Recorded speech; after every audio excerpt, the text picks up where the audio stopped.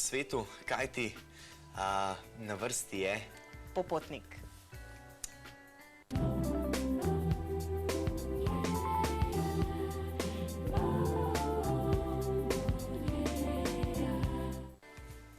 No, tako.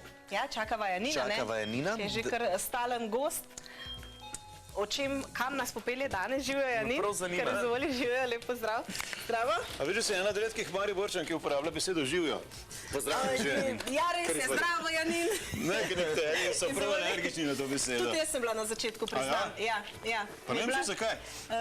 Ni mi bila domača, ja, zelo. Tako da bom zdaj od zdaj naprej bolj pozorna, da bom rekla zdravo, ne? A ne, se meni všeč, ampak čudno se mi pa le zdi. Ja, kam gremo danes, Janin? Janin, kam danes potujemo? Alžirija. Silno nevarna država, pa mislijo vsi, pa ni take grozne panike. Ali ti nisi doživel nič kaj takega strašnega? Prvič sem bil že v študentskih letih tam, pa takrat še niti ni bilo nevarno. Potem se je pa scena precej spremenila, namreč velikokrat se na zemlji dogaja tako, da imajo kje volitve, potem pa takrat tisti, ki so prej bili na oblasti, nekako ni všeč, da bi morali svojo oblast prepustiti nekomu drugemu. In potem najdejo kakšne silno imenitne razloge, zakaj ne bi oni prepustili te oblasti, in to se je zgodilo tam v Alžiriji.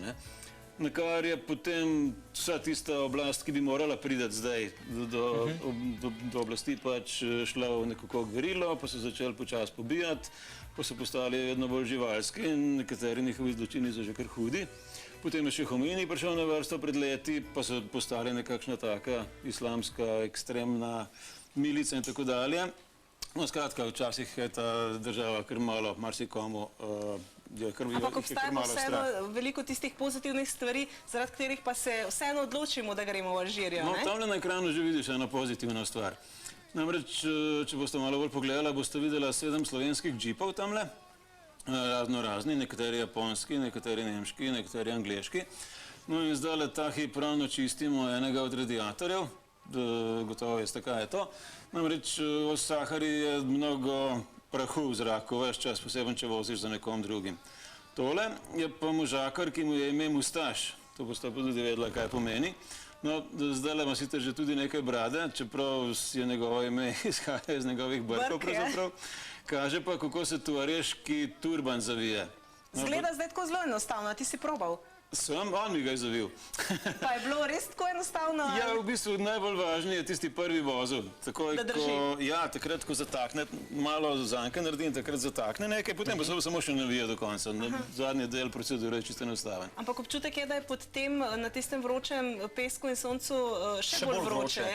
Marsikdo tako misli, ja, pa ni ravno nasprotno, ali kako? Torej, nasplošno v Sahari, mimogrede, Sahara, beseda Sahara pomeni samo puščava, ni to ime geografsko, ampak to pomeni puščava, katerakoli. Po arabsko se vsaki puščavi reče Sahara, ja? No in v tej Sahari, ki jo pač mi tako imenujemo, je veliko tuaregov, ki živijo tako v centralnem delu, pa tudi južno, se pravi stran od Mediteranskega morja.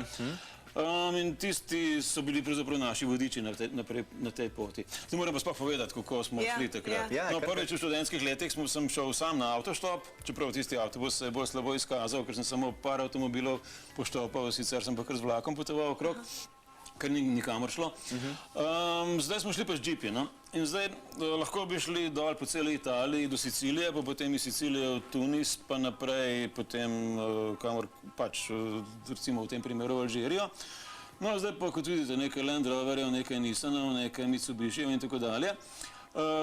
Tisto, kar je bistveno, je to, da imaš s seboj CB postaje, to so tiste City Band, nekaj časa so bile tudi v Ljubljani zelo popularne, zdaj so pa frajeri že malo prišli nekaj drugega.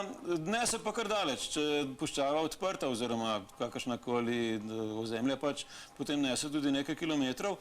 Čim je pa kaj hribov, pa sploh ne nese daleč, tako da smo imeli večkrat tudi zaplete, pa malo smo se izgubljali ponekod. Fajn je, da ste vsi na isti frekvenciji, ali kako je že to, ne? Morajo biti vsi na isti frekvenciji, to se naprej dogovoriš, pa ves čas so prižgani in vsi poslušajo, tako da če se dva pogovarjata, vseh 7 džipov pač poslušajo tisto, o čemer se imate za pogovarjati. Kako se pa znajdeš, kaj je zemljevid, kakšne so navigacijske aparate? Skoraj v vsakem džipu je bil najmanj en GPS, kar pomeni, da moraš, v Sahari to ni problem, zaznavati moraš najmanj 3 satelite. In po tistih 3 satelitih se potem določi točna točka, na kateri si, na nekaj metrov ali pa še celo bolj natančno. Tako da tisti, recimo naš vodja Mišo je že bil večkrat tam, pa je imel že kar ukodirane vse te stvari, tako da je točno vedel, kje je. Je lažje potekalo. In če si v znanih krajih, recimo, kaj vem, po Sloveniji, lahko celo po ulicah gledaš, kje točno si, in kje moraš desno zaviti in vse, skratka, neverjetno priročna zadevščina. No, skratka, lahko bi šli po celi Italiji, pa potem iz Sicilije. Bolj enostavno in skoraj enako drago je, pa če greš na Genovo, ali se reče Genovo po slovensko, se ne vem, pa potem direktno spet na Tunis.